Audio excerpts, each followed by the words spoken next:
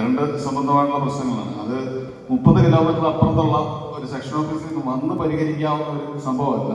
കാരണം അവിടുത്തെ ജീവനക്കാർ അശ്രാന്ത പരിശ്രമം നടത്തിയാൽ ഇവിടേക്ക് കറണ്ട് പുനഃസ്ഥാപിക്കുക എന്ന് പറയുന്ന ഒരു വല്ലാത്തൊരു ബുദ്ധിമുട്ടുള്ള തന്നെയാണ്. എന്നെ സംബന്ധിച്ച് അത് നേരിട്ട് അറിയാവുന്ന ഒരാളായതുകൊണ്ട് അവിടുത്തെ ഉദ്യോഗസ്ഥന്മാരെ കുറ്റം പറയാൻ പറ്റില്ല. കാരണം 30 കിലോമീറ്റർ ചുറ്റളവിൽ എന്ന് പറഞ്ഞാൽ അത് അങ്ങ് വണ്ടിപ്പെരിയാർ വരെ അവിടെ നിന്ന് ഇങ്ങേയറ്റം ഉളപ്പോടി ഉറുമ്പുള്ള അങ്ങ് കിടക്കാണ് ഈ സെക്ഷൻ്റെ പരിധി. അവിടെ നിന്ന് 4, 5 അല്ലെ 10 സ്റ്റാഫിനെ വെച്ചുകൊണ്ട് ഇത് പരിഹരിക്കാവുന്ന ഒരു കേസല്ല. അവരെ ഒരിക്കലും കുറ്റം പറയാൻ പറ്റില്ല. ലൈൻ തന്നു കിടക്കുമ്പോൾ ലൈൻ പൊട്ടി വീഴുമ്പോൾ സമയബന്ധിതമായിട്ട് നടത്തണമെന്നുണ്ടെങ്കിൽ ഇവിടെ ഒരു സെക്ഷൻ ഓഫീസ് തന്നെ ആവശ്യം. അല്ലാതെ ഇരുവീട്ടിൽ നിന്ന് വന്ന് രാത്രി കാലങ്ങളിൽ അവിടെ 2 സ്റ്റാഫിനെ വെച്ച് നൈറ്റ് ഡ്യൂട്ടിക്ക് വെച്ച് കഴിഞ്ഞാൽ അവരിവിടെ പൊട്ടി വീണ് കഴിഞ്ഞാൽ ഈ 30 കിലോമീറ്റർ അവരിവിടെ വന്ന് ഇത് ചെയ്യാന്ന് പറഞ്ഞാൽ ഒരിക്കലും സാധിക്കുന്ന ഒരു കേസല്ല. പിന്നെ പ്രാദേശികമായിട്ടുള്ള ആൾക്കാരെ കുറിച്ചാണ് അങ്ങനെയുള്ള അപകടങ്ങളൊക്കെ ഒഴിവാക്കുന്നത്. അവരെ സംബന്ധിച്ച് നന്നായിട്ട് പ്രവർത്തിക്കുന്ന ഒരു ഓഫീസാണ് പെരുമാട് ഡിവിഷൻ്റെ കീഴിലുള്ള എല്ലാ ഓഫീസുകളും. ഞാൻ അവിടെ ജോലി ചെയ്തുകൊണ്ട് പറയുകയല്ല, എല്ലാ ഓഫീസിലും എല്ലാ സ്റ്റാഫും നന്നായിട്ട് ജോലി ചെയ്തു. പക്ഷെ അവരെ കൊണ്ട് പറ്റാവുന്ന ഒരു അവസ്ഥയ്ക്ക് അപ്പുറത്താണ് ഇപ്പോഴത്തെ ഒരു സ്ഥിതി. അതുകൊണ്ട് ഞങ്ങൾ പല നിവേദനങ്ങളും ഗവൺമെന്റ് തലത്തിലെല്ലാം കൊടുത്തിട്ടുണ്ട്. ഇങ്ങനെ ഒരു സെക്ഷൻ ഓഫീസ് ആവശ്യമാണ്.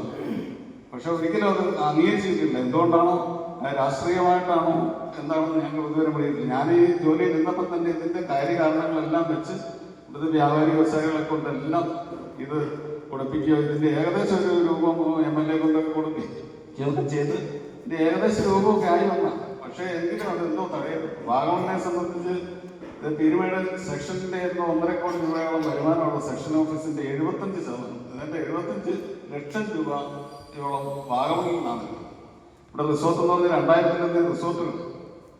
അതുപോലെ ഇത്രയും വൈഡ് ഏരിയ, ഇത്രയും വലിയൊരു സെക്ഷൻ ഓഫീസ് കേരളത്തിൽ തന്നെ അപൂർവമാണെന്ന് എനിക്ക് പറയുന്നത്.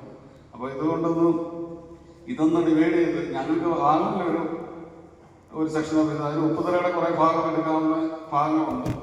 പിന്നെ തീക്കോയ് സെക്ഷന്റെ കുറച്ച് ഭാഗങ്ങൾ ഇങ്ങോട്ട് കൊണ്ടുവരാം. അങ്ങനെ വിവിധ കാര്യങ്ങൾ ചെയ്താൽ വാഗമണിനെ സംബന്ധിച്ച് ബോർഡിന് തന്നെ ലാഭകരമായിട്ട് വൈദ്യുതി കൊടുക്കാൻ പറ്റും. വൈദ്യുതി ബോർഡിന് ഓരോ മണിക്കൂറും പിന്നെ കറണ്ട് പോകുമ്പോൾ ഉണ്ടാകുന്ന നഷ്ടം അത് കമ്മീഷൻ നേരിട്ട് അറിയാവുന്നതാണ്. അതുപോലെ ആ നഷ്ടങ്ങളൊക്കെ നികത്തുന്നതിന് വേണ്ടി നിരന്തരം ഇടതടമില്ലാതെ ഒരു വൈദ്യുതി കിട്ടുന്നതിന് വേണ്ടി ഞങ്ങൾക്ക് ഇവിടെ ഒരു സെക്ഷൻ ഓഫീസാണ് ഞങ്ങളുടെ ആവശ്യം. അല്ലാതെ ജീവനക്കാർ വന്നില്ല, കമ്പി പൊട്ടി കിടക്കുന്നു, കമ്പി താഴ്ന്നു കിടക്കുന്നു, എല്ലാം ഈ 10-15 സ്റ്റാഫിനെ വെച്ച് ഈ 200 സ്ക്വയർ കിലോമീറ്റർ ചുറ്റളവിലാണ് കിടക്കുന്നത്.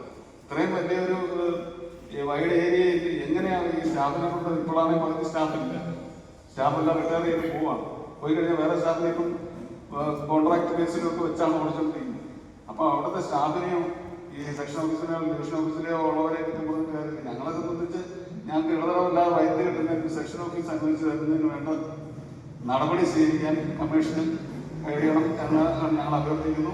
വാഗമണിലെ വെൽഫെയർ ഗ്രൂപ്പിന് വേണ്ടി ഞാൻ ഈ കാര്യങ്ങൾ അവതരിപ്പിക്കാം. Okay, thank you.